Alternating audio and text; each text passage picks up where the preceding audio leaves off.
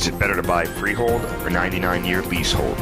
On this show, we debate this important question and establish the SRX tenure rule for investing in Singapore property.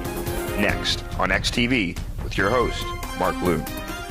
Good day, I'm Mark Loon, back after 2 weeks of in-camp training with the Singapore Navy, and I'm fresh and ready to go. This week, XTV will cover one of the big debates and evergreen questions in Singapore property: freehold condominiums versus 99-year leasehold condominiums. The land tenure will impact the price you pay, your rental yield, and your home's capital appreciation. For investment purposes, there are generally two types of tenures in Singapore: a 99-year leasehold as well as a freehold. Do note that I included a 999-year leasehold in the freehold category. A 99-year leasehold entitles the owner to own that land for 99 years, while a freehold has no limits. The reason for this controversy is that freehold properties such as the Clyde's View behind me are more expensive than comparable 99-year leasehold properties. SRX Property analysed the difference in price between freehold and 99-year leasehold in third quarter of 2014. According to the SRX Property, buyers in Core Central region pay an average premium of 16.5% to purchase a freehold condo instead of a comparable 99-year leasehold. It's even more dramatic outside Central region. There, it's 44.5% more expensive to buy a freehold condominium. So what are the advantages of freehold properties? Freehold property basically has a few advantage.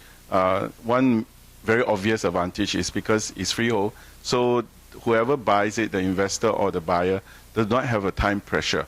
So they can actually take their time to sell it when the market is not good, like now.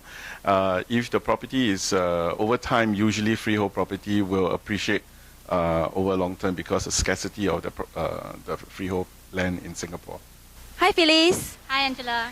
Why do freehold condo fetch a higher price than 99-year leasehold? That's not always the case, Angela. Sometimes it's possible to find a freehold that's selling less than a 99 leasehold. When that is the case, it might be a buying opportunity. According to SRX Property, on average, 99-year leasehold earns a premium of 25.8% in Core Central region and 18% outside Core Central region. So why does 99-year leasehold condo tend to outperform freehold condos in terms of rental yield? It doesn't matter to tenants whether the tenure is freehold or 99 lease. Therefore, for similar flats, freehold landlords must rent their units for same price as that of 99 lease. However, the cost of freehold properties is more expensive than that of 99 leasehold. Gross rental yield is rent divided by price. So, if the rent is the same, but a freehold condo is more expensive to buy, the freehold will have a lower rent yield. So, what are the advantages of a leasehold property? Generally, leasehold property entry levels are cheaper. So, if people who are looking for a good entry level, leasehold property usually are more accessible because per square foot are much cheaper compared to freehold.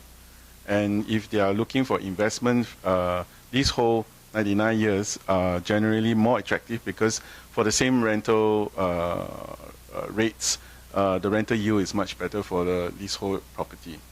When it comes to capital appreciation, it is a mixed bag on which tenure prevails. In the last year, 99-year leasehold owners came out ahead in Core Central region, earning 12.1% annualized return versus 10.9% for freehold owners over a 10-year period. In outside Core Central, freehold owners prevailed. So let's go to the SRX Analyzer and see the capital appreciation for the top 3 freehold and 99-year leasehold condos during the height of the cooling measures and see how they compare. I go to the property tracker and select first quarter 2013 because that is when the TDSR or restrictions on the total debt servicing ratio came into effect. I found that the freehold condo with the third highest capital appreciation is Flamingo Valley with an average annualized return of 21.41%. In second place is Soho at Farrer with an annualized return of 26.4%. The top freehold condo for capital appreciation since the TDSR is Astoria at an annual return of 41.67%. When I look at the SRX property tracker for 99-year leasehold condos, I don't find as great a variance in return as I did with Freehold. The 99-year leasehold condo with the third highest capital appreciation is Stratham, with an average annualized return of 22.97%, which is slightly higher than third place finisher Flamingo Valley in the freehold category. In second place is Rosewood Suites with an annualized return of 23.44%. This is slightly less than Soho at Farrer return in the freehold category.